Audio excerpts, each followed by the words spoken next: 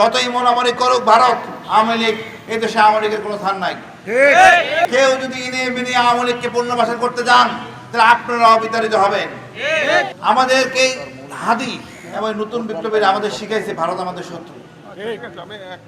আমরা এখন বলবো হাদির বিচার করতে হবে কঠিনভাবে, কোনো ছাড় নাই।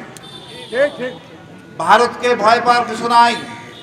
ওই দুই খানদানি বদমাইশ অস্ত্রধারীকে ধরে আনতে হবে। এর জন্য যে না কথা শুনে আন্তর্জাতিক আদালতে যাইতে হবে।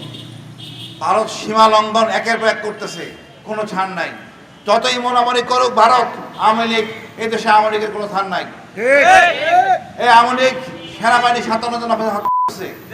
যেই দল নিজ দেশে সেনাবাহিনী হত্যা করতে পারে, তার স্থান সেই দেশে হয় না, আগামীতেও হবে না। কেউ যদি ইনে বিনে আওয়ামী লীগকে পুনর্বাসন করতে যান, তাহলে আপনারাও বিতাড়িত হবেন।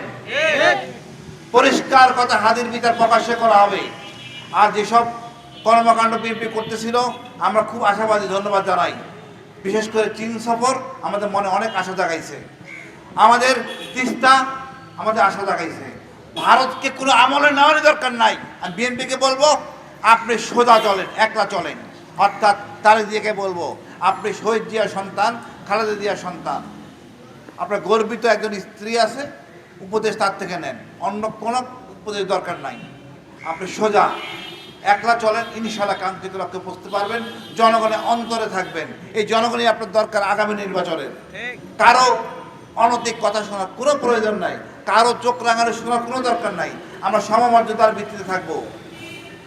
হাদির হত্যাকারীকে নিয়ে আসেন, ওনাদেরকে পরিষ্কার ভাষায় জানান।